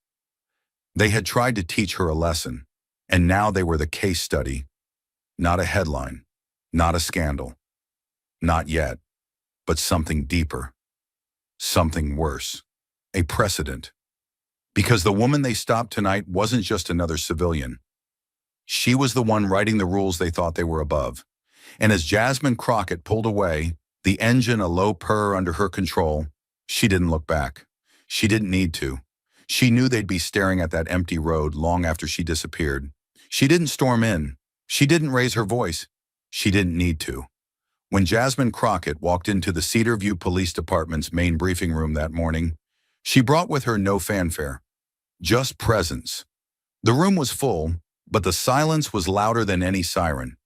Nearly 40 officers sat in rows, patrolmen, sergeants, lieutenants, stiff-backed, arms crossed, expressions carved in stone. Some refused to meet her eyes. Some stared too directly, too long. There was no respect in the air, only calculation. They weren't waiting to hear her speak. They were waiting to see if she'd flinch. Jasmine could feel it in her skin. The judgment, the hostility, the unspoken question burning in every corner of the room. What is she doing here? She walked slowly to the front. No notes, no folder. Just a calm that dared them to challenge her. The rustle of her heels on the linoleum echoed with authority the room wasn't ready to recognize. Behind her, the wall bore the department's mission statement in bronze lettering. Protect and serve. A motto, not a practice. Not yet. She turned to face them, let her eyes move deliberately across each row. She didn't blink. She didn't look away. Not from the lieutenant in the front who refused to shift in his seat. Not from the 3 officers in the back who whispered and stopped as she approached. She took them all in, like evidence, like a case file already being built in her mind. And then, without preamble, she spoke. "I don't need you to like me." Her voice was calm, controlled, but it had the kind of weight that made posture shift and eye contact break. She let the sentence breathe, not as a declaration, as a boundary. "I need you to understand something very clearly." She took one step forward. One hand rested loosely at her side. The other pointed briefly, calmly, toward the badge pinned on a young officer's chest in the second row. "That piece of metal," she said, "it's not a license to intimidate. It's not a free pass for misconduct. And it damn sure doesn't make you untouchable." You could feel the room stiffen, like a floor just cracked beneath a weight no one wanted to admit was real. She didn't pause for effect. She paused for truth. You've worn those badges for so long, some of you have forgotten what they actually mean. So let me remind you. She scanned the room again, slow and surgical. They're not protection for you. They're a promise to the public. No one moved. Even the ones who hated her couldn't look away. She wasn't asking for respect. She was demanding accountability and doing it with surgical calm. You don't have to respect me. That's not required. But you will respect the law. You will respect the uniform. Not the one you wear, but what it's supposed to represent. And if you don't, she took another step closer to the edge of the room. Her voice didn't rise. It narrowed. If you don't, I'll find out. I'll expose it. I'll document it. And I will remove it. The last word hit like a gunshot. She didn't say you. She didn't need to. Everyone in that room heard it. She stepped back slightly, letting the full meaning settle into the stillness. I've read your reports. I know your stats. I know who logs their traffic stops and who doesn't. I know who turns off their body cam. I know who files use of force reviews late. I know who gets complaints and who's protected from them. Murmurs started to rise in the back. Someone shifted in their chair. She held up one finger. Not a hand, just one finger. The murmurs stopped. Let me be clear, she said. This department is no longer a fraternity. It's a public institution. Starting today, it will operate like one. She turned toward the mission statement on the wall. Read it aloud, slowly. Protect and serve. Then looked back at the room. That starts now, or it ends with you. And with that, she stepped away from the podium. No applause, no dismissals, just the sharp scent of reality finally arriving in a room that had gone far too long without it. Jasmine Crockett hadn't just introduced herself, she'd issued a warning, and they all knew it. Change doesn't always knock. Sometimes it kicks the door in. The video wasn't supposed to leak, but someone, a tech in records, an officer with a conscience, no one ever confirmed who, uploaded a clip to the internet. No names, no faces, just grainy body cam footage. A woman being pushed against a car, cuffed, calm, her voice cutting through the air like a scalpel. The moment her credentials hit the screen, the bar ID, the state letter, the words Special Counsel for Police Oversight, it was already too late to control the narrative. Screenshots exploded across social media. She flipped the script. She didn't raise her voice. She raised the stakes. And that line, the one she delivered without blinking. If I let you finish what you just started, you wouldn't just lose your job. You'd lose everything. That became gospel. In a matter of hours, what had been an internal embarrassment turned into a national symbol. Cable news picked it up. Local networks couldn't ignore it. National journalists flooded Cedarview. Podcasts debated the implications. Lawyers quoted her like doctrine. Protest groups clipped the footage into reels. And for the first time, the old question stopped being, was she resisting? And became, what gave them the right to begin? But the real shift didn't happen online. It happened in person. People began to show up. In droves, in gymnasiums, in small town halls, in parking lots turned forums. Black men who had stayed silent for years now stood at microphones, clearing their throats before speaking truth that had waited decades to be heard. Latina mothers who'd taught their sons to keep their eyes down now looked directly into the cameras. Southeast Asian business owners, Arab students, indigenous youth. They came not to protest, but to testify. One after another, stories poured out. Not always dramatic, but all of them real. Stops that never made it to paper. Searches with no explanation. Fear passed from one generation to the next like inheritance. And Jasmine, she didn't stand at a podium. She sat in the front row, listening, writing, connecting dots, taking each story like evidence and fitting it into a puzzle the city had refused to acknowledge. When she finally stood, it wasn't to give a speech. It was to make a promise. You've been told to stay quiet, to stay grateful, to survive. But now you will be equipped, not just to endure, but to assert. And so began what the city would come to call the turning point. A program, a workshop, a fire in fluorescent light. Know your rights, face it right. It wasn't just a slogan, it was a survival course, part legal literacy, part self-defense, part cultural reclamation. But this time, it wasn't held behind glass doors or legal libraries. It happened at basketball courts, community centers, churches, public parks. Jasmine stood beside whiteboards, chalk in hand, outlining probable cause versus reasonable suspicion. A local judge volunteered to assist. Civil rights attorneys donated materials. Entire families showed up. Teens took notes. Parents asked questions they never dared voice before. The goal wasn't rebellion, it was readiness. And something else began to stir. From the back of the room, where observers were supposed to sit, clipboards in hand, just monitoring, young officers started asking to join in. At first, just one or two, but soon it became 5, then 10. Cadets from the academy, rookies barely out of training, detectives trying not to look too interested.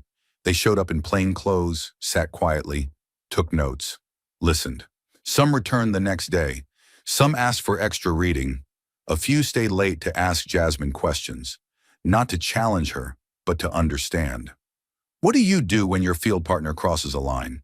How do I de-escalate without losing control of the scene? What does accountability look like from the inside? It didn't take long before the press noticed. A local columnist ran the headline first. The Crockett course, training that might actually save lives. National outlets followed. CNN ran a segment titled From Power to Policy, How One Woman Flipped the System. The workshop gained its nickname organically, the Crockett class. And just like that, a one-night injustice had birthed something systemic. For the officers who attended, it wasn't mandatory yet, but they came anyway, because something in Jasmine's composure had stayed with them. Not fear, not superiority, just truth. The kind you couldn't walk away from without asking yourself who you've become. Jasmine never marketed it as reform. She called it survival with clarity. She didn't promise it would change everything. She promised it would change someone. And in Cedar View, that was already more than anyone had dared hope for. Thought for a couple of seconds, the backlash didn't come through official channels. It slithered through the shadows of locker room whispers and late-night group texts. A handful of older officers, men who prided themselves on the way things used to be, decided if they couldn't silence Jasmine inside the precinct, they'd smear her outside it. Home address, personal cell, even an old photo from her first trial victory, all fed to a gossip site notorious for hit pieces and conspiracy fodder. Within 48 hours, the headline screamed across cheap newsstands in block letters. Lawyer turns cops into law school kids. Who's really in charge? The article dripped with innuendo, that she was power-hungry, that she wanted a private army of desk-bound officers who'd rather quote case law than chase criminals. It was pure fiction, but it landed like a gut punch because it played on every fear the resistant ranks already nursed in silence. Comments snowballed, trolls latched on, and a coordinated echo swept local radio. This woman's making our police soft. Jasmine read the story once, front to back, then folded the paper in half with a measured calm that belied the poison on its pages. She didn't flinch, but she knew exactly what the leak was designed to do. Paint her as the enemy of real policing before reforms could take root. The smear campaign might have stayed on the fringes, but Cedar View had a long memory and short patience. A faction of the town council, politicians who'd ridden law and order rhetoric into office, seized the tabloid storm like oxygen for a dying narrative. They demanded a special session scheduled for a Thursday night under the guise of public inquiry into department overreach. Translation: put the newcomer on trial. Flyers went up overnight. Is our legal watchdog out of control? Pundits promised fireworks, radio hosts stoked the blaze, and by the time Jasmine arrived at City Hall, the chamber overflowed. Citizens shoulder to shoulder, officers lining the back wall, reporters fidgeting for camera angles. The council president banged his gavel for silence, but the room buzzed with suspicion and anticipation like a live wire stretched too tight. Jasmine sat alone at the witness table, back straight, palms flat, eyes forward. No entourage, no lawyer, just her and 2 folders, one labeled data, the other policy. Above the dais, portraits of past mayors stared down. Men in monochrome smiles who had never imagined a scene like this. Council members opened with thinly veiled attacks. Ms. Crockett, residents are concerned you're replacing on-the-street experience with academic theory, one said, voice polished but eyes sharp. Another leaned into his mic. Isn't it true your workshops encourage civilians to challenge police authority? A third waved the tabloid in the air, demanding she explain why she was grading officers like school children instead of letting them enforce the law. Jasmine answered each point with surgical calm. Citations, statutes, departmental memos they themselves had signed but likely never read. She spoke in measured sentences, letting each fact land and settle before moving on. Yet every logical reply seemed to inflame them further. They weren't searching for answers, only ammunition. The crowd sensed it. Murmurs spread like brush fire. A woman in the second row whispered, "Let her finish," but was shushed by a uniformed usher. The council pressed on, pivoting to the leaked personal data, accusing her of inviting danger to the public image of Cedar View. Jasmine met that charge with the faintest lift of an eyebrow. She didn't dignify it with more than a single line. Transparency is only dangerous to those with something to hide. Then something unexpected shifted the air. A creak echoed as an elderly man, bald, cane in hand, a Marine Corps pin gleaming on his blazer, rose from the back row. His movements were slow but deliberate, each step down the aisle resonating louder than any gavel.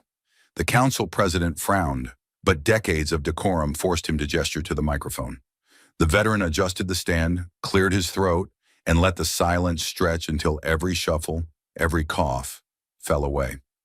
When he spoke, his voice carried the gravel of battlefields and broken promises. "Name's Harold Watkins," he said, gaze sweeping the chamber. 3 tours, Bronze Star, 42 years paying taxes in this town. He paused, tapping the cane once for emphasis. "And I'll tell you what scares me." His eyes locked on the row of council members. "It ain't insurgents overseas. It's the look on a patrolman's face when he pulls me over and realizes the color of my skin at night." A hush fell, the kind that makes walls seem to breathe. Watkins continued, words slow, deliberate, each one a verdict.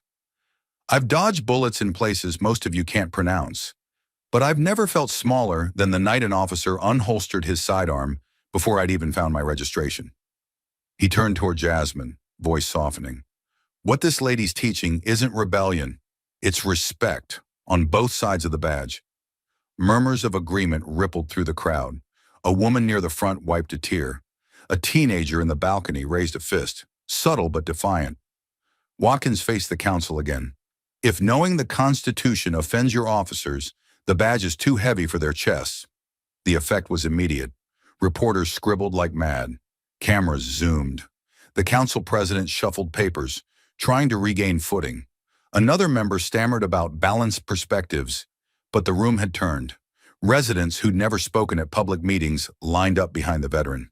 A Latino business owner recounted nightly patrol cars idling outside his store. A black high school teacher described being handcuffed on his own porch. Even a white farmer admitted he'd seen his neighbor roughed up for asking why he was being searched. Each testimony built on the last, a rising drumbeat the council couldn't gavel down. Jasmine listened, hands folded, letting the community carry the argument she'd laid the groundwork for. It wasn't her voice that mattered now. It was theirs. The smear headlines started to look absurd under the harsh light of lived experience. A reporter from the local daily, one skeptical, whispered to her cameraman, "This isn't about a power-hungry lawyer. It's about people finally feeling heard." Social media live streams spiked. Thousands watched in real time as Cedar View confronted itself. Somewhere, those veteran officers who'd leaked Jasmine's data were surely tuning in, realizing their gambit had backfired. They'd tried to scare her into retreat. Instead, they'd handed her the loudest microphone in town. When public comment closed, the council attempted a final pivot, a motion to censure Jasmine for overstepping advisory boundaries. The vote stalled at 2-2 before the president hesitated, eyes darting to the crowd that had grown restless. He tabled the motion, citing, "New information presented tonight." It was procedural theater, an admission of defeat without the dignity to call it so. Jasmine rose, thanked the speakers, and walked out flanked not by bodyguards, but by citizens patting her shoulder, shaking her hand, offering rides home if needed. The veteran caught her at the door. "Keep their feet to the fire, ma'am," he said, his grip firm despite the tremor in his knuckles. "You've got more soldiers on your side than you think." Outside, camera lights flashed, microphones thrust forward. A reporter shouted, "Ms. Crockett, any comment on being called the woman turning cops into law students?" She paused, let the press lean in, and answered with a calm that echoed across the courtyard. "I'd rather teach them the law than see them break it." She didn't stay for follow-ups. She didn't need to. The soundbite traveled faster than any smear. By dawn, the headline had flipped. Veterans' testimony silences town council. Crockett's reforms gain public backing. Back in the precinct, younger officers scrolled through feeds, reading community praise for the very course their elders mocked. Seats in the next Crockett class filled within hours. A second session had to be scheduled, then a third. What began as a smear had become a spotlight, one that revealed the cracks in the old guard and the resolve of everyone they'd tried to silence. The leak had aimed to discredit Jasmine. Instead, it amplified her, galvanized the citizenry, and forced Cedar View to confront a truth long buried beneath polite meetings and polished badges. Real safety isn't forged in secrecy. It's hammered into shape by accountability, lit by the courage of those willing to speak, and tempered by leaders unafraid to listen. And for the first time in a long time, Cedar View felt the heat of that forge, bright, relentless, and impossible to ignore. Thought for a couple of seconds, the offer arrived dressed in fanfare and ego. Party operatives, a local TV crew, and a glossy folder stamped Draft Crockett for State Senate. Reporters framed it as destiny, the logical next step for the woman who tamed Cedar View. Jasmine listened to the pitch, let them stack poll numbers and fundraising projections like chips at a casino, then closed the folder without even looking at the first page. She thanked them for their confidence, but her voice never wavered when she answered, "I don't want to be a politician. I want to be the person politicians have to answer to." Silence hit the room harder than any endorsement. One strategist stammered about leveraging momentum, another about historic firsts, yet none could rebut the quiet authority of someone who'd already changed more with a dry erase marker and a courthouse transcript than most senators manage in a term. Jasmine walked them to the door, handed back the folder, and returned to her spreadsheets. Homicide clearance trends, complaint resolution times, community ride-along rosters, because real power, she knew, was measured in data points and lives improved, not yard signs. 12 months later, Cedar View became the first mid-sized jurisdiction in the region to earn the new Police Community Partnership certification, a badge of honor issued by an independent commission of civil rights attorneys, criminologists, and retired chiefs. The criteria were brutal: documented reductions in bias complaints, mandatory de-escalation recertification, transparent public hearings on every disciplinary ruling, and quarterly town hall audits live-streamed without edits. Departments twice Cedar View's size had failed the assessment. Cedar View passed on its first review. During the announcement ceremony, state media expected applause for the mayor, maybe a victory lap from the chief. But both men stepped aside when Jasmine approached the lectern with a single sheet of paper. No logo, no seal, just bullet points detailing what still needed fixing. Response times in the East Precinct, language access gaps on 911 calls, mental health crisis protocols lagging behind national best practice. She congratulated the officers who had met the standard, then reminded everyone the certification expired in 18 months if metrics slipped. "Accountability," she said, "isn't a finish line, it's a treadmill." The applause that followed wasn't explosive. It was sustained, measured. Respect, not relief. Across town, a mural went up on a cinder block wall, once tagged with gang graffiti. It showed a pair of scales tipped toward justice, balanced by an outstretched hand instead of a gavel, with 3 simple words in bold letters: "Learn the law." Kids posed for selfies in front of it. Officers on bicycle patrol slowed to read the quote, attributed to a source no longer described by race or gender or even profession.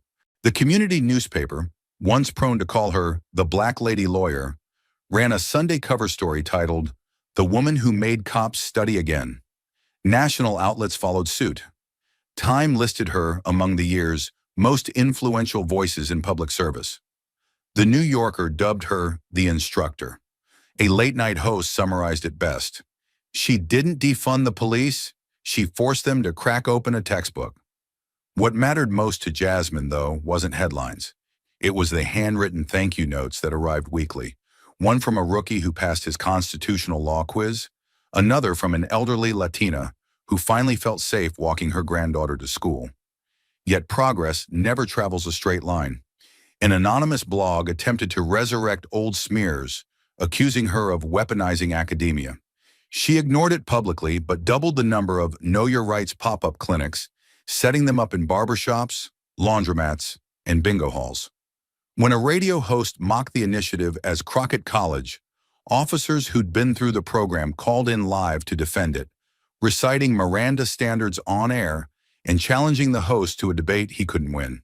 The ridicule died in 48 hours, buried under clips of patrolmen explaining exigent circumstance doctrine to stunned callers who'd never heard an officer parse case law with such fluency. The reform had crossed a threshold. Ridicule no longer stuck because too many people had tasted the benefits to spit them out. On the anniversary of the highway incident, local TV asked Jasmine for a reflective interview. She accepted, but only if they filmed at the community center where the first Crockett class had been held. Surrounded by folding chairs and a whiteboard still ghost-marked with Fifth Amendment diagrams, she spoke about metrics, not memories. 34% drop in unnecessary searches, 42% uptick in voluntary body cam activation, citizen complaint resolution time slashed from 9 months to 4 weeks. When the reporter pressed for emotion, "How does it feel to know you changed Cedarview?" Jasmine offered a small, tired smile. "Change isn't a feeling," she said. "It's a ledger. You balance it every day or you risk deficit." The quote headlined the nightly news, but she'd already moved on to drafting next quarter's community survey questions. By year's end, an investigative documentary chronicled Cedarview's turnaround. The final scene showed patrol officers in a classroom, textbooks open, dissecting Terry v. Ohio under Jasmine's quiet guidance. Voiceover narration concluded, one town learned that a badge is not a barrier to education, and one woman proved the law is everyone's homework. When the credits rolled, social media erupted, not with shock, but with demands. When does the Crockett model come to our city? State legislators called her office-seeking blueprints. Mayors drove in for ride-alongs. Civil rights groups requested her as keynote. She obliged sparingly, never for photo ops, only for working sessions where policy overruled platitude. Her calendar filled with action points, not galas. Some still tried to reduce her to labels, first to race, then to gender, then to profession. But each attempt washed out against the tidal fact of her impact. The branding finally settled on a phrase even critics couldn't undermine. The woman who made police learn policing. In the break room at headquarters, rookies used it with pride. In the city council minutes, opponents used it with resignation. Jasmine accepted neither praise nor disdain. She accepted progress reports and corrected them in red pen. In the quiet of her office one evening, she pinned the original tabloid headline to a corkboard beside the certification plaque. Not as a trophy, but as a reminder. Smear and standard, side by side, proof of how far perception could travel in a single year. She locked the office, stepped into the hallway where fluorescent lights buzzed softly, and passed officers reading policy briefs at communal tables. Something unheard of 12 months prior. Outside, street lamps glowed over a neighborhood that no longer tensed its sirens. It wasn't paradise, it was progress. Jasmine inhaled, exhaled, and smiled at the thought that tomorrow's lesson plan was already half written. She never ran for office. She never needed to. The people who once doubted her now carried her work forward, and the politicians who once opposed her now quoted her stats to win debates. Influence, she'd proven, isn't measured by the seat you occupy, but by the standards you set and enforce long after the cameras go dark. And that, more than any title a ballot could offer, was victory enough.